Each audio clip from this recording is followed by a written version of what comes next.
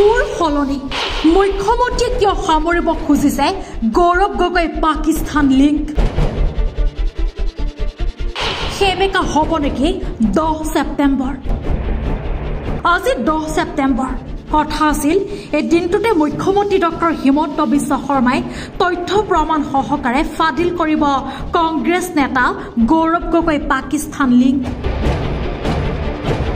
মুখ্যমন্ত্ৰী প্ৰমাণ কৰিলে যে লোকসভা বিৰোধী উপদলপতি তথা অসম প্ৰদেশ কংগ্ৰেছৰ সভাপতি গৌৰৱ গগৈ এগৰাকী পাকিস্তানী এজেণ্ট মুখ্যমন্ত্ৰী ডক্টৰ হিমন্ত বিশ্ব শৰ্মাই এই বছৰৰে মাৰ্চ মাহত ঘোষণা কৰিছিল 10 ছেপ্টেম্বৰৰ দিনা তেওঁ প্ৰমাণ কৰিব গৌৰৱ গগৈ পাকিস্তান লিংক সেইদিনা গৌৰৱ গগৈ মুখ উলিয়াবলৈ ঠাই নাথাকিব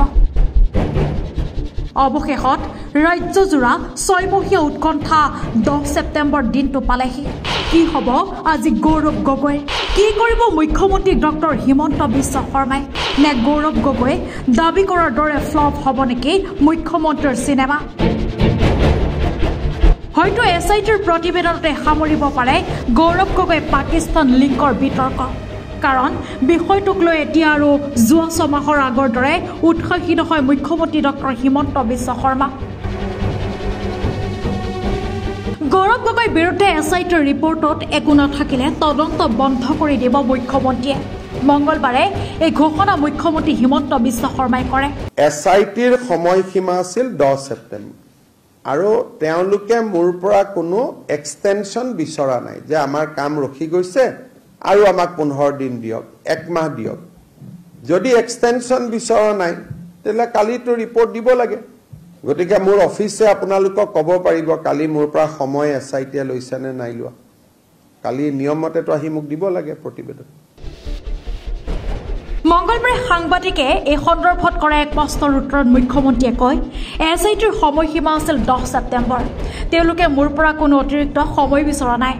আমাৰ কাম ৰৈ থকা নাই বুলি সময় বিচৰা নাই যেহেতু এছআইটি অতিৰিক্ত সময় বিচৰা নাই সেই হিচাপত কাইলৈ প্ৰতিবেদন দিব লাগিব এতিয়া মোৰ কাৰ্যালয়ে ক'ব পাৰিব কাইলৈ মোৰ পৰা এছআইটিয়ে সময় লৈছে নে নাই কাইলৈ নিয়মমতে এছআইটিয়ে মুখ্যমন্ত্ৰীৰ কাৰ্যালয়লৈ আহি প্ৰতিবেদন জমা দিব লাগে মুখ্যমন্ত্ৰীয়ে লগতে কয় তেওঁ হেনো প্ৰথমে এছআইটিৰ প্ৰতিবেদন পঢ়িব প্ৰতিবেদনত যদি সিৰিয়াছ ইছ্যু নাথাকে তেন্তে তৎক্ষণাৎ ব্যৱস্থা গ্ৰহণ কৰিব যদি একো সিৰিয়াছ নাথাকে তেন্তে ক্লোজ কৰি দিব প্ৰথমে মুখ্যমন্ত্ৰীয়ে ৰিপৰ্টটো পঢ়ি চাব নেদেখাকৈ কিবা কোৱাটো বায়াস হ'ব বুলিও কয় মুখ্যমন্ত্ৰীয়ে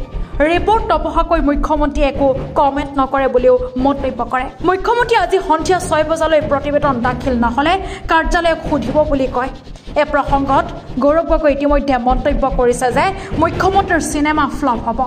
এইবোৰ ৰাজনৈতিক কামত লগাই অসম আৰক্ষীৰ অপব্যৱহাৰহে কৰিছে মুখ্যমন্ত্ৰীয়ে গৌৰৱ গগৈ লগতে কয় 10 ছেপ্টেম্বৰ ফ্লপ চিনেমা হ'ব চিনেমা যেতিয়া ফ্লপ হয় তেতিয়া পৰিচালক প্ৰযোজকে ক্ষমা বিচাৰে আমি ইমান টকা খৰচ কৰি ফ্লপ চিনেমা দেখুৱালো কিন্তু আমাৰ অসমৰ মুখ্যমন্ত্ৰীয়ে ক্ষমা নোখোজে ফ্লপ হলেও তেওঁ ক'ব আমি কেন্দ্ৰৰ পৰা ফ্লপ চিনেমা আনিম এতিয়া অপেক্ষা মাথো সন্ধিয়া 6 বজালৈ নিউজ ডেস্ক ৰিপৰ্ট পিবি সংবাদ